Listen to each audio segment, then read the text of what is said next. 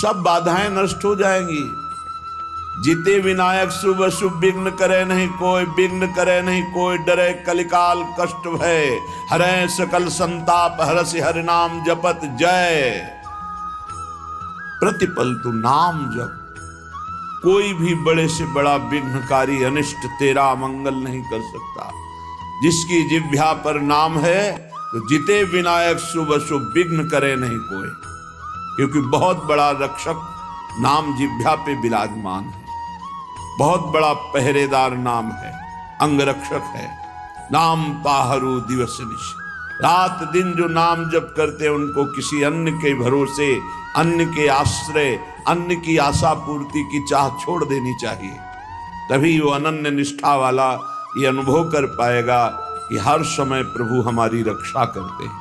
जो नाम जप करते हैं हर समय प्रभु रक्षा करते हैं। उपासक सोता है और प्रभु जागकर उसकी रक्षा करते हैं। गोस्वामी तुलसीदास जी की रामचरितमानस की कृति को गंगा जी में प्रवाहित करने के लिए दो ईर्ष्यालु गए तो देखा कि दरवाजे पर श्याम गौर जोरी राम लक्ष्मण जी धनुष बिल्कुल प्रत्यंचा खींचे हुए खड़े, भयभीत होकर दूसरे दरवाजे वहां भी देखा। भक्त चैन से सोता है और भगवान जागकर उसकी रक्षा करते हैं। विश्वास करे, बस आश्रय भरोसा दृढ़ करके छिन छिन नाम जप करे। नाम जप अगर जीवन में नहीं है तो जीवन व्यर्थ का जीवन है। छल कपट करके रुपया कमा लो, तुम्हारे किसी काम रुपया नहीं आएगा। खाओगे तो रोटी दाल ही, रुपया तो खाओगे नहीं। और भगवान चराचर को भोजन दे रहे हैं, कोई ऐसा नहीं कि भूखा हो। जो दो रोटी में तृप्त हो जाता है उससे दो रोटी देते हैं, जिसे 2 कुंतल चाहिए उसे 2 कुंतल का आहार देते हैं। भगवान सबको आहार देते हैं। अगर तुम मनुष्य शरीर धारण करके केवल आहार और भोग और रुपया पैसा मान प्रतिष्ठा में जीवन नष्ट कर दिया तो क्या दुर्लभता रही इस मनुष्य जीवन की। 84 लाख योनियां, ये निद्रा भय आहार मैथुन सबके है। फिर कहा गया बड़े भाग मानुष तन पावा, शुर दुर्लभ सदग्रंथन गावा, साधन धाम मोक्ष कर द्वारा, पाए न जे परलोक संभारा। बड़ा दुर्लभ देव दुर्लभ मनुष्य शरीर है, सबका जितने मानव देह धारण किए बड़ा देव दुर्लभ, क्योंकि इससे आप जितनी ऊंचाई पर चढ़ना चाहें चढ़ सकते हैं, जितना नीचे गिरना चाहें गिर सकते हैं। लेकिन अन्य योनियों में कर्म के परिणाम रूप उच्च नीच गतियां होती हैं। वो नवीन कर्म नहीं कर सकते, आप नवीन कर्म कर सकते हैं।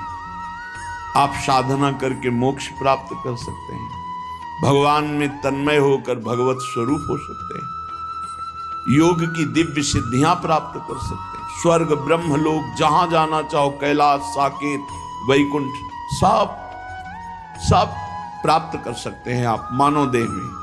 पर भूल गए, हम वही भोगने में लग गए जो अन्य योनियों में स्वाभाविक मिलता है। अमर्यादित मैथुन पशु पक्षियों में, उसके लिए जीवन नष्ट कर देना, भोजन उसके लिए, बस इतना ही तुम्हारा लक्ष्य है। रसेंद्री और जनेंद्री का भोग मिल जाए। रुपया तो केवल भोग मिलता है इसलिए है, उसका कोई महत्व नहीं। वो महत्व है कि उसको हम भोग प्राप्त करने के लिए प्रयोग करते हैं, बस इसलिए रुपये में महत्व है। खास बात है रसेंद्री और जनेंद्री, इन दो के भोग। श्रीपाद कह रहे हैं, अत्यंता शुचि बीभत्स देहादौ नैव करहिचित देहि दृष्टि प्रमादात् दप्यत्यनर्थ परंपराम। ये बड़ा गंदा शरीर है, बड़ा गंदा शरीर। क्या इसमें देव दुर्लभ कहा गया है, पर देवताओं में ऐसा नहीं होता। और निकल जाए तो सौरभ से वातावरण युक्त हो जाएगा और आपके शरीर के हर जगह से दुर्गंध आती है, क्योंकि मल मूत्र बनाता है। विनमूत्र श्लेष्म पूषादिक भरितमिदम, इसमें क्या भरा हुआ है? मलमूत्र श्लेष्मा, गंदी चीजें। ऊपर से चमड़ी चिपकी हुई है, उससे आकर्षण होता है। अत्यंता अशुचि, बड़ा अपवित्र है। चाहे जहां स्नान कर लो, चाहे जिस तीर्थ में, एक रेशम के थैले में विष्ठा और मूत्र भर लो थैली में, और ऊपर से उसे कहीं भी डुबाओ, तो ये रहस्य जानने वाला कि इस थैले में क्या भरा है, वो कभी उसे छूना नहीं चाहेगा। चाहे जिस पवित्र स्थान में उसको गोते लगा के लाओ, यही लगेगा यह पवित्र है। इसलिए श्रीपाद करें अत्यंता अशुचि, बीभत्स, घृणास्पद और अपवित्र। क्यों? यही मलाशय मूत्राश्रय है, ऊपर से चमड़ी केवल है। हम नहा लिए तो बोले हम पवित्र हो गए, वो है अंदर। पवित्र तो हो गए जब भगवान का चिंतन होगा। अगर भगवान का चिंतन नहीं तो आप कहीं भी पवित्र नहीं हो सकते। बाह्य और भीतर पवित्रता भगवान की स्मृति से है। अपवित्र पवित्रो वा सर्वावस्थांगतोपि वह यह स्मरेत पुंडरीकाक्षम सवायाभ्यंतर शुचि। वो बाह्य और अभ्यंतर से परम पवित्र हो जाता है जो भगवान का स्मरण करता है। खास स्नान पवित्रता है भगवान का स्मरण। अगर बाहर से ना लिया, भगवान से संबंध नहीं, भगवत भजन नहीं, तो क्या है? चमड़ी बरधोली, अंदर तो मलई मूत्र भरा है। अत्यंता अशुचि, बीभत्स, घृणास्पद, देहादौ नैव करचित। इस देह से अपना संबंध मत रखो। यहां संबंध की क्या बात, मैं ही हूं ऐसा माने हुए हैं। इतना जोर का संबंध है कि ये हम भूल गए कि हमारी देह है। हम ये मान लिए कि मैं ही देह हूं। देख लो आप कैसे, तो आप बोलेंगे गोरे काले, स्वस्थ अस्वस्थ, तो देह का ही परिचय तो बता रहे हैं। मैं को देह में मिला दिया। मेरा तो चलो थोड़ा दूरी करके वर्णन हुआ, लेकिन मैं ही शरीर हूं, बस यही भावना। कितना घोर अज्ञान अंधकार छा गया। कह रहे देहादौ नैव करचित। इस देह में मैंपन भूल करके भी मत करो, नहीं तो नष्ट हो जाओगे। क्या नष्ट हो जाओगे? बोले सर्वात्मार्थोरुविघ्नम कलय यदि मनोयोषिताम भावनिघ्नम। तुम्हारा परम मंगल होने के लिए मानव देह मिला और तुमने अपने को देह मान लिया, स्त्री मान लिया, पुरुष मान लिया। भोगों के लिए मन ललचाएगा, क्योंकि देह भाव में भोग है। भगवत भाव और ब्रह्म भाव, दास भाव, सख्य भाव, कांता भाव, इनमें कहीं काम नहीं है। ये जो सिद्ध भाव है इनमें काम नहीं। देह भाव में ही सारी कामनाएं विकार हैं। अगर तुम इस अपवित्र देह में मैं को मिला दिया तो इसका परिणाम होगा बार बार जन्म, बार बार मरण, अशांति, चिंता, शोक, दुख, ये सब प्राप्त होगा। सर्वात्मार्थोर्विघ्नम, ये परम आनंद में भारी विघ्न है शरीर। कब? जब मैं को शरीर में मिला दिया। अगर मैं को अलग करके देख रहे हो जो है, और शरीर को अलग करके देख रहे हो, तो आप इस पर शासन कर लोगे। नहीं, ये गलत आचरण है, नहीं होने दूंगा। और मैं जब शरीर बन जाओगे तो आपको सुख बुद्धि होने के कारण ये ज्ञान होने पर भी कि ये गलत है, आप नहीं रोक पाएंगे। सर्वात्मार्थोर्विघ्नम, केवल विघ्न ही विघ्न होगा, भारी दोष। शरीर राग से इतने दोष पैदा होते हैं कि जितने ग्रंथ और पंथ हैं सब इसी के हटाने के लिए है, शरीर राग मात्र के लिए। शरीर राग से अन्य राग सब हैं, एक दो भाई, खेती का बंटवारा हो रहा है, कुछ हाथ खेती बड़े भाई वाले खेत में ज्यादा है। लड़ाई शुरू हुई, छोटे भाई ने मार डंडो बड़े भाई को मार डाला, छोटा भाई जेल गया, खेती वैसे ही पड़ी। माया का नाटक तो देखो, एक का दिव्य मानव देह जो भगवत प्राप्ति कर सकता था वो मारा गया, एक का जेल प्राप्त हो गई, दोनों अज्ञान की दशा में जीवन को नष्ट कर दी। एक कथा, पूरा संसार इन्हीं वासनाओं के खेल में, सर्वात्मार्थोरु विघ्नम, जहां मैं को शरीर में मिला दिया गया, इतनी कामनाएं प्रकट हो गई, वासनाएं प्रकट हो गई, इतना अहंकार प्रकट हो गया कि विघ्न ही विघ्न, पूरा जीवन अशांति। अध्यात्म के बिना स्वप्न में भी कोई शांति प्राप्त नहीं कर सकता। चाहे जितना रुपया कमा लो, चाहे जितने अरबों की संपत्ति एकत्रित कर लो, तुम अशांत रहोगे, तुम चिंता युक्त रहोगे, तुम दुख युक्त रहोगे, तुम मृत्यु से भयभीत रहोगे, बार बार तुम्हें जन्मना मरना पड़ेगा। अध्यात्म के बिना कुछ भी प्राप्त हो जाए। ऐसे ऐसे राजा हुए जिन्होंने विश्व के माने हुए वैद्यों को पास रखा, विश्व की औषधियां रखी, बड़ी बड़ी व्यवस्थाएं रखी कि एक जरा सी छींक हो कि हजारों प्रकार की औषधि, वो भी मर गए। मृत्यु ने उनको भी मिटिया मेट कर दिया। क्या व्यवस्था करोगे? ऐसे ऐसे भोग विलासी चक्रवर्ती सम्राट, ऐसा ऐसा कहां सब खत्म। भूल मत करो, मैं को शरीर में मत मिला, ये जो मिल गया है इसी को हटाना है। जड़ चेतन ग्रंथि पड़ गई, यद्यपि मृषा छूटति कठिनाई। निघ्न दुष्टेन्द्रियाणि प्रसभ मुदय भांज युद्यतामर्ष दंडई। तुम अपनी इंद्रियों को दुलार करके उनके प्रसन्न करने के लिए उनको छूट दे देते हो, जाओ भोगो, वही तुम्हारे को बंधन प्राप्त कराती है। यद्यपि मृषा छूटति कठिनाई, जलन पैदा की, ऐसा क्यों किया, कभी नहीं करूंगा, फिर वही अज्ञान, बार बार नहीं करूंगा और बार बार वही कर दे। फिर भगवान दंड विधान कर देते। एक दो बार तुमसे गलती हुई, क्षमा याचना की, या बहुत गलतियां हो गई, सत्संग सुना, बुद्धि पवित्र हो रही, अब लो नशानी अब ना नशइयो, तो भगवान कृपालु है, वो कह रहे अहम त्वाम सर्व पापेभ्यो मोक्षयिष्यामि मा शुचः, मैं तुम्हें पवित्र कर दूंगा, सारे पाप नष्ट कर दूंगा, अब तो होश में चलो। नहीं, निघ्न दुष्टेन्द्रियाणि, ये दुष्ट इंद्रियां बार बार जीव को घसीट करके भोगों में डाल देती। तो क्या करें?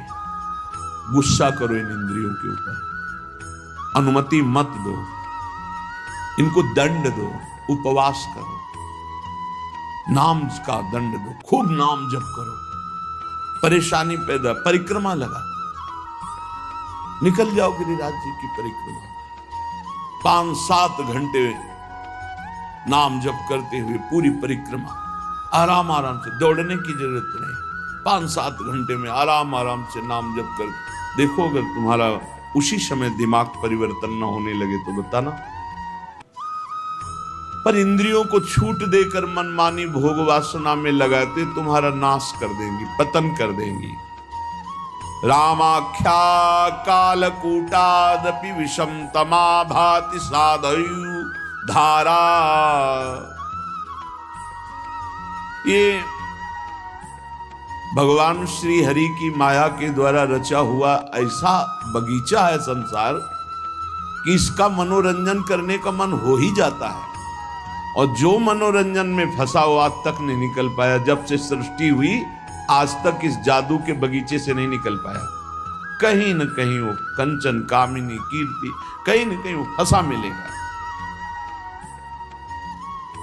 अगर आप इसे मैं को शरीर से हटा दें तो आप जीत जाए। जब तक अपने को पुरुष स्त्री मानेंगे, मैं को शरीर में मिलाए रखे, तब तक कुछ भी साधन कर लो, सवाल हल नहीं होगा।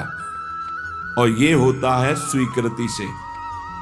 स्वीकृति से बड़ा परिवर्तन सूक्ष्म शरीर पर पड़ता है आपकी स्वीकृति का।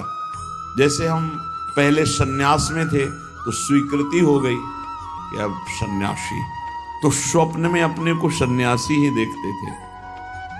अब जब स्वीकृति हुई, मैं श्री जी के चरणों का दास, अब स्वीकृति, तो इस सूक्ष्म शरीर स्वप्न में यही दर्शन कराता है। जब स्वीकृति हुई, मैं श्री जी की सहचर, तो उस स्वीकृति में ना ये भेष होगा, ना पुरुष शरीर होगा, वही स्वीकृति। स्वीकृति कर लिया मैं स्त्री मैं पुरुष, इसी स्वीकृति में सारे दोष बैठे हुए हैं। स्वीकृति कर लिया मैं प्रभु का दास, इसी स्वीकृति में आपको निर्दोष करने की सामर्थ्य मिलेगी। पूर्ण निर्दोष अवस्था इसी में। आपकी स्वीकृति कमजोर है। आपसे एक शब्द में कहें तो पूरा खेल स्वीकृति का है। वेदांत केवल तुम्हारी स्वीकृति को बदलता है। कौन हो तुम? बोले तुम ब्रह्म हो, तत्त्वमसि। तत् वह जो परमात्मा तत्व है, त्वम असि, तुम ही हो। स्वीकृति करो। बोले अहम ब्रह्मास्मि, अहम ब्रह्मास्मि, मैं ब्रह्म हूं। स्वीकृति। तो बोले अहम ब्रह्मास्मि, अहम ब्रह्मास्मि। तो क्या हुआ? बोले ब्रह्मविद ब्रह्मवि भवति, वो ब्रह्म हो गया। मैं पुरुष, मैं स्त्री, तो भोगी हो गया। नारकी गतियों को प्राप्त कराने वाली चेष्टाएं शुरू हो गई। खास बात समझनी, मैं को शरीर में स्थापित करना दुर्गति का कारण है। मैं को ब्रह्म में, मैं को भगवान के चरणों में, नाम में, रूप में, लीला में, धाम में स्थापित करना। मैं प्रभु का दास हूं, इसलिए अपने स्वामी का हर समय नाम जप करता हूं। मैं प्रभु का दास हूं, इसलिए हर चेष्टाएं अपने प्रभु की प्रसन्नता के लेकर बदल गया, जीवन बदल गया। जब हम प्रभु के चरणारविंद की शुद्ध शरणागति स्वीकार कर लेते हैं तो हर विधान बड़ा मंगलमय होने लगता है। एक बार गीता वाटिका गोरखपुर में अखंड नाम संकीर्तन चल रहा था। पूज्य भाई जी श्री हनुमान प्रसाद पोद्दार जी महाराज की कृपा से बहुत ही मांगलिक दिन कट रहे थे। भगवत चर्चा हो रही, अखंड नाम कीर्तन हो रहा, बड़े बड़े महापुरुष आ रहे हैं। तो बहुत से संत महात्मा भी वहीं विराजमान थे। पूरा मांगलिक, एक मिनट भी कहीं 24 घंटे में कोई प्रपंच वार्ता नहीं। गीता वाटिका में पूज्य बाबा, राधा बाबा और भाई जी महाराज। रात का समय 50 फूस की झोपड़ियां बनाई गई थी जिनमें बड़े बड़े संत महात्मा आकर रुके हुए थे। तो लालटेन टंगी थी। लालटेन से कब क्या कैसा हुआ, घटना कैसे घटी, झोपड़ी में लालटेन टंगी है, कैसे क्या हुआ कि वो लालटेन गिरी, तेल फैला, उसमें आग फैली, वो झोपड़ी में लगी, एक झोपड़ी से दूसरी झोपड़ी, और सब संत महात्मा झोपड़ियों में शयन कर हाहाकार मच गया। जल्दी जल्दी जो निकल पाए नहीं, कूद करके लोग कंबलात से ढककर जो सो रहे थे उनको उठाकर बाहर लाए। बड़ा हाहाकार मच गया। प्रचंड अग्निदेव ने रूप धारण किया। सब झोपड़ी तंबू सब खाक हो गई, राख हो गई, बहुत सी सामग्री पर। अब जो संसारिक लोग हैं, भक्ति के आकर्षण से आए हुए हैं, उनका देखो कीर्तन और भक्ति का ये स्वरूप। भाई जी के कान तक आवाज पहुंची। भाई जी ने कहा, अग्नि का आवाहन किया जाता है। आहुतियां दी जाती हैं। अग्नि साक्षात भगवान है। हमने तो आवाहन भी नहीं किया, मेरे भगवान इस रूप में आकर के आहुति भी नहीं दी, अपने आप आकर भोग स्वीकार कर लिया। भक्ति की दृष्टि क्या है? मेरे भगवान पधारे हैं। भाई जी ने कहा कि कल जो आग लगी, तुम लोगों को आग दिखाई दे रही, मेरे को मेरे भगवान दिखाई दे रहे। मुझे स्पष्ट दिखाई दे रहा, मेरे कीर्तन, मेरे भगवत चर्चा करने से भगवान अग्नि रूप धारण करके आनंद उल्लास से युक्त होकर के ये भोग स्वीकार किया। मुझे इस घटना में भगवान की कृपा दिखाई दे रही कि भगवान ने किसी का एक रोम भी नहीं झुलसाया, नहीं तो बहुतों के शरीर पूरे हो सकते थे, एक भी व्यक्ति नहीं मरा। और ये मेरी ही बात नहीं है, जो भगवान का शरणागत है उसको ऐसा ही अनुभव होता है कि भगवान की बड़ी कृपा हुई। नामदेव जी महाराज की कुटिया में आग लग गई, पूरा घर जल रहा था। लोग दौड़े, कुछ कंबल, कुछ वस्त्र आदि जो वस्तुएं निकाल पाए, बकाया सब जल गया। नामदेव जी कीर्तन में मगन थे, कहीं एकांत में जब आए तो लोगों ने कहा बड़ी मुश्किल से ये वस्तुएं बचा पाए, और तो सब। तो उनका अरे भगवान आए मेरे घर और हमें तो स्वागत करना चाहिए आपने, और वस्तुएं निकाल, वो सब वस्तुएं उठा के आए।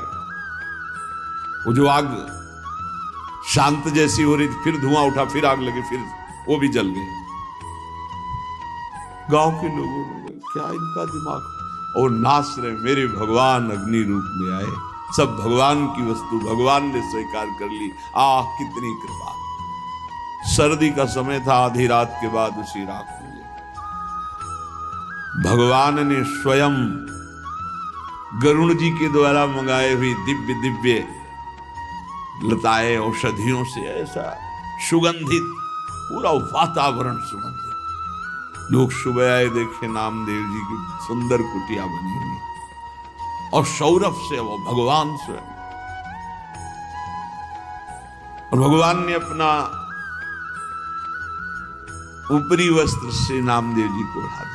उससे जान गए थे कि सब भगवान का किया हो। दोनों में राजी हैं, आग रूप में आए, भस्म कर दिया, जय हो।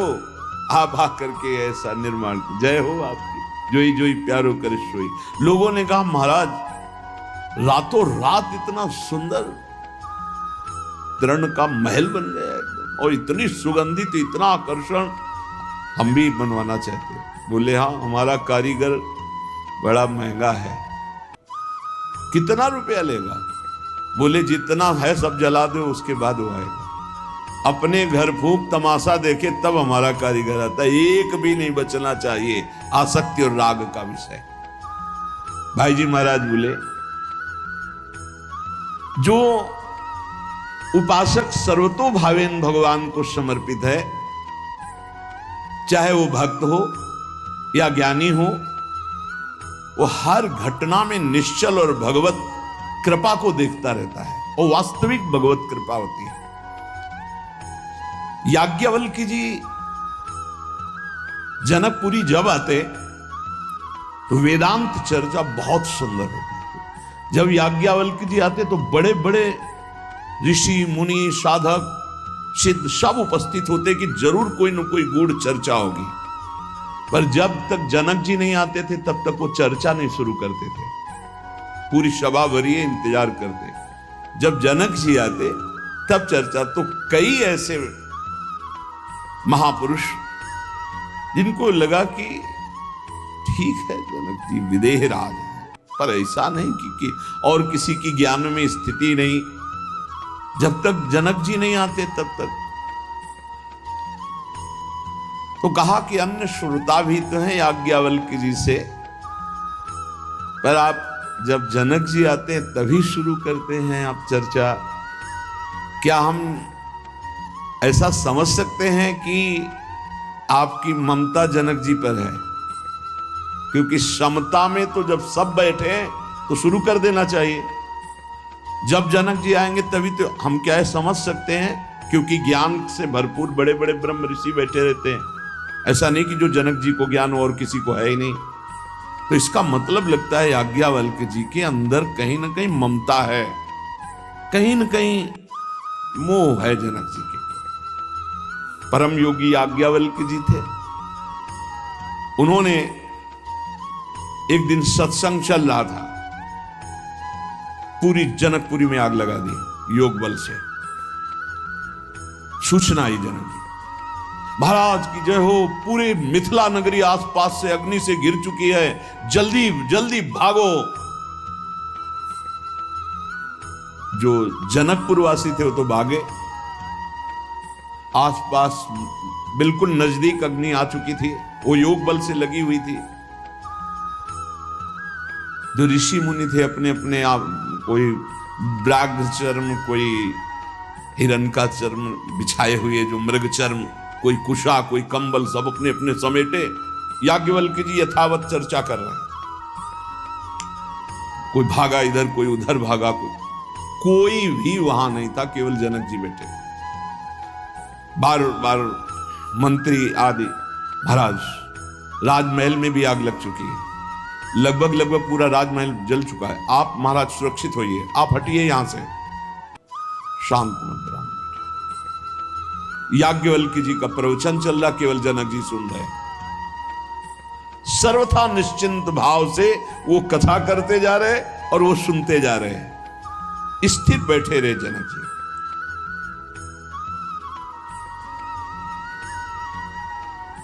धीरे धीरे योग बल, किसी को पता नहीं था, योग बल से धीरे धीरे आग को शांत किया। और तो नहीं आ पाए जनकपुर वासी, सब बड़े खेद में थे कि जब आग लग गई, ये जल गया, वो जल गया, वो जल गया। ऋषि मुनि बैठ गए। फिर याज्ञवल्क्य जी ने कहा, विदेहराज जनक, सर्वस्व मिथिला में जल गया, राजमहल भी जल गया, बार बार सूचना हुई, सब महात्मा लोग अपने कमंडल आसन लेकर के हट गए, आप क्यों नहीं हटे? महल में आग लग गई, सर्वस्व नष्ट हो गया, आपको तो देखना चाहिए, आप राजा हैं। जनक जी ने कहा, महल की क्या बात, अगर इस शरीर में भी आग लग जाती तो हमें क्या फर्क पड़ता? नैनम छिन्नन्ति शस्त्राणि नैनम दहति पावका न चैनम क्लेदयन्त्यापो न शोषयति मारुता। क्या ज्ञान ये प्रवचन के लिए ही केवल है? ये अनुभूत विषय है। मेरी आत्मा है आग, वो इस शरीर को नष्ट कर सकती है, आत्म तत्व को नहीं, और मैं आत्मस्वरूप हूं, क्या फर्क पड़ता है? महल जल गया, जलने वाली चीज जल गई, शरीर जल जाता, जलने वाली चीजें जल जाएगी, आत्मस्वरूप नहीं।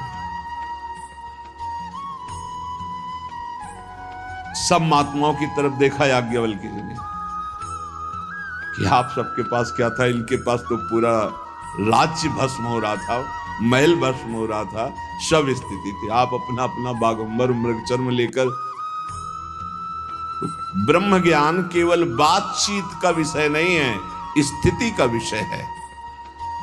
ऐसे चाहे वो भगवत भक्त हो या ब्रह्म ज्ञानी हो, दोनों ब्रह्म ज्ञानी की दृष्टि में ब्रह्म के सिवा कुछ नहीं, भगवत भक्त की दृष्टि में आराध्य देव के सिवा कुछ नहीं। फिर चिंता शोक भय किस बात की?